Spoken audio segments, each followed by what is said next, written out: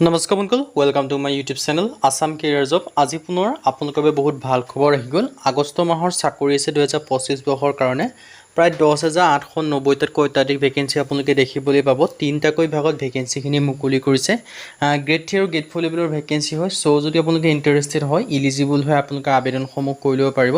কেনেদৰে আবেদনসমূহ কৰিব পাৰিব, কোনটো পদৰ ক্ষেত্ৰত কিমানকৈ এজ ক্ৰাইটেৰিয়া বিচাৰিছে, চিলেকশ্যন প্ৰচেডুৰ বিচাৰিছে, অৰ্হতা কিমান লাগিব, সকলোখিনি কথা এই ভিডিঅ' যোগে আলোচনা কৰা হ'ব। চ' যদি ভিডিঅ'টো ভাল পায়, ভিডিঅ' লাইক কৰিব পাৰে, লগতে চেনেলটো ছাবস্ক্ৰাইব কৰি দিব পাৰে এনেকুৱা ধৰণৰ ভিডিঅ'সমূহ প্ৰতিদিনে পাই থাকিব বাবে। আৰু আমাৰ হোৱাটছআপ চেনেল এই ভিডিঅ' ডেছক্ৰিপশ্যনত দিয়া আছে, তাত গৈ ফ'ল'টো কৰি দিব পাৰে। তেতিয়া আপোনালোকে ডেইলি জবৰ আপডেটসমূহ পাই থাকিব পাৰিব।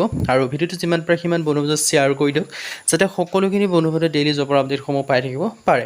আহক আজি ভিডিঅ' আৰম্ভ কৰোঁ। প্ৰথম যিটো বিভাগ হয় সেইটো মুকলি কৰিছে আপোনালোকৰ IBPS ক্লাৰ্ক ৰিক্ৰুটমেণ্টৰ ফালৰ পৰা 2025 বৰ্ষৰ কাৰণে online apply for 10,277 plus vacancy আপোনালোকে দেখিবলৈ পাব। CSA ভেকেঞ্চি হয়।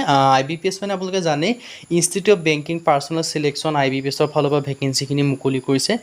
21/7/2025 মানে আগষ্ট মাহৰ 21 তাৰিখলৈকে 21 তাৰিখে লাষ্ট ডেট হয়। তাৰ আগত আপোনালোকে আবেদনসমূহ কৰি ল'ব লাগিব। Institute of banking personnel selection IBPSৰ ফালৰ পৰা ভেকেঞ্চিখিনি মুকলি কৰিছে। ইয়াত আপোনালোকে দেখিছে অক্টোবৰ 2025 পৰা ভেকেঞ্চিখিনি মুকলি কৰিছে। কাষ্টমাৰ ছাৰ্ভিচ এছ'চিয়েটৰ ভেকেঞ্চি মুকলি কৰিছে। নাম্বাৰ অফ পোষ্ট আপোনালোকে দেখিছে 10277 প্লাছ ভেকেঞ্চি আপোনালোকে দেখিবলৈ পাব। ষ্টেট ৱাইজ ভেকেঞ্চিখিনিৰ কথা যে মই ক'বলৈ যাওঁ, আন্দামান নিকোবৰ আইলেণ্ডৰ পৰা ভেকেঞ্চি মুকলি কৰিছে 13টা। অন্ধ্ৰপ্ৰদেশৰ পৰা ভেকেঞ্চি আছে দেখিব পাইছে। অসমৰ ক্ষেত্ৰত 204টাকৈ ভেকেঞ্চি আপোনালোকে দেখিবলৈ পাব।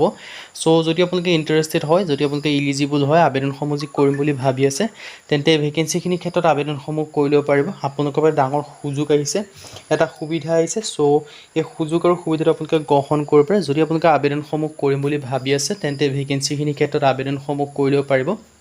আৰু ডিটেইলছখিনিৰ ক্ষেত্ৰত দেখিব পাইছে প্ৰতিখন ষ্টেটৰ ক্ষেত্ৰত বেলেগ বেলেগ ভেকেঞ্চি হয়, যিহেতু সেই হিচাপত আপোনালোকে অসমৰ কাৰণেও বেলেগ ভেকেঞ্চি আপোনালোকে দেখিবলৈ পাব।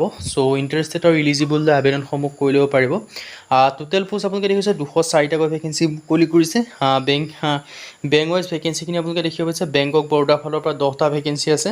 পাঞ্জাৱ নেশ্যনেল বেংকৰ ফালৰ পৰা 25টা ভেকেঞ্চি আছে। কানাড়া বেংকৰ ফালৰ পৰা 25টা আছে। ইউনিয়ন বেংক অফ ইণ্ডিয়াৰ ফালৰ পৰা 7টা আছে। বেংক অফ ইণ্ডিয়াৰ ফালৰ পৰা 10টা আছে। ইণ্ডিয়ান বেংকৰ ফালৰ পৰা এনেকৈ ভেকেঞ্চি টোটেল দিয়া আছে।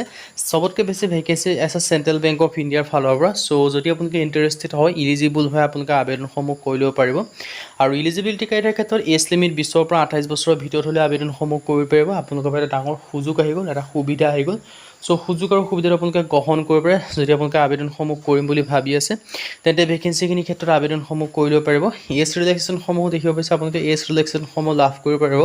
SC SC ক্ষেত্ৰত 5 বছৰকৈ, OBCৰ ক্ষেত্ৰত 3 বছৰকৈ, PWBDৰ ক্ষেত্ৰত 10 বছৰ পৰ্যন্ত এজ ৰিলেক্সেশ্যনসমূহ লাভ কৰিব পাৰিব। আৰু আপোনালোকৰ কম্পিউটাৰ লিটাৰেচিও প্ৰয়োজন হ'ব। আৰু প্ৰফিচিয়েঞ্চি অফিচিয়েল লেংগুৱেজো আপোনালোকে জানিব লাগিব। আৰু এপ্লিকেশ্যন ফিজৰ ক্ষেত্ৰত আপোনালোকে দেখিব পাইছে SC SC PWD EGM ৰ কাৰণে 175 এপ্লিকেশ্যন ফিজ দিব লাগিব। আদাৰ্ছৰ ক্ষেত্ৰত 850 টকাকৈ। আৰু পে'মেণ্ট মটো অনলাইন যোগে কৰিব পাৰিব। হাউ টু এপ্লাই, ইয়াৰ ক্ষেত্ৰত আপোনালোকে এপ্লাইটো অনলাইন যোগে কৰিব পাৰিব। ডিটেইলছখিনি দেখিব পাৰিছে। আবেদনসমূহ 1 আগষ্টৰ পৰা এপ্লাই ষ্টাৰ্ট হৈছে। লাষ্ট ডেটটো দিয়া আছে 21 আগষ্ট 2025। আৰু ডেট অফ প্ৰিলিমছৰ এক্সাম অক্টোবৰ 2025 অনুষ্ঠিত হ'ব। মই আপোনালোকৰ ডিটেইলছখিনি জনাইছোঁ। এইখিনি আপোনালোকৰ এক্সামৰ প্ৰচেছখিনি হয়। ইয়াত আপোনালোকে ধুনীয়াকৈ দেখিব পাৰিছে। এক্সামটো কেনেকুৱা ধৰণৰ চিলেবাছসমূহ আপোনালোকে দেখিব পাৰিছে। ইংলিছ লেংগুৱেজৰ ওপৰত কুৱেশ্যন আহিব, নিউমেৰিকেল এবিলিটিৰ ওপৰত কুৱেশ্যন আহিব, ৰিজনিং এবিলিটিৰ ওপৰত কুৱেশ্যন আহিব, আৰু জেনেৰেল ফাইনেন্স এয়াৰ্ছৰ ওপৰতো কুৱেশ্যন আহিব। চ' যদি আপোনালোকে ইণ্টাৰেষ্টেড হয়, ইলিজিবল হয়, আপোনালোকে আবেদনসমূহ কৰি ল'ব পাৰিব। আপোনালোকৰ এটা ডাঙৰ সুযোগ হয়, এটা সুবিধা আহিছে। চ' সুযোগ আৰু সুবিধাটো আপোনালোকে গ্ৰহণ কৰিব পাৰে। 2 নম্বৰ যিটো বিভাগ মুকলি কৰিছে, সেইটো মুকলি কৰিছে অৰিয়েণ্টেল ইঞ্চুৰেঞ্চৰ ফালৰ পৰা। এইটো আপোনালোকৰ অৰিয়েণ্টেল ইঞ্চুৰেঞ্চ মানে নাভাবিব যে এইটো কোনোবা প্ৰাইভেটৰ ভেকেঞ্চি, এইটো কোনো প্ৰাইভেটৰ ভেকেঞ্চি, এটা গভৰ্ণমেণ্ট ভেকেঞ্চি হয়। 2025 বৰ্ষৰ কাৰণে মুকলি কৰিছে। 500 প্লাছ এছিষ্টেণ্ট পোষ্ট অনলাইন যোগে মুকলি কৰিছে। অনলাইন যোগে এপ্লাইসমূহ কৰিব লাগিব। লাষ্ট ডেটটো 17 পৰা আপোনালোকে আবেদনসমূহ কৰিব পাৰিব, আগষ্ট মাহৰ 17 তাৰিখৰ পৰা।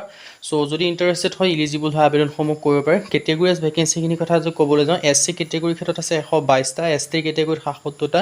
এনেদৰে আপোনালোকে ভেকেঞ্চিখিনি দেখিবলৈ পাব। ইলিজিবিলিটি ক্ৰাইটেৰিয়া 21 পৰা 30 বছৰৰ ভিতৰত হ'লে আবেদনসমূহ কৰি ল'ব পাৰিব। আৰু এজ ৰিলেক্সেশ্যনসমূহ লাভ কৰিব পাৰিব। SC SC ক্ষেত্ৰত 5 বছৰকৈ, OBC ক্ষেত্ৰত 3 বছৰকৈ, এক্স ছাৰ্ভিচমেনৰ ক্ষেত্ৰত 3 বছৰকৈ, আৰু PWBD 10 বছৰ পৰ্যন্ত এজ ৰিলেক্সেশ্যনসমূহ লাভ কৰিব পাৰিব। এডুকেশ্যন কোৱালিফিকেশ্যন দেখিব পাৰিছে।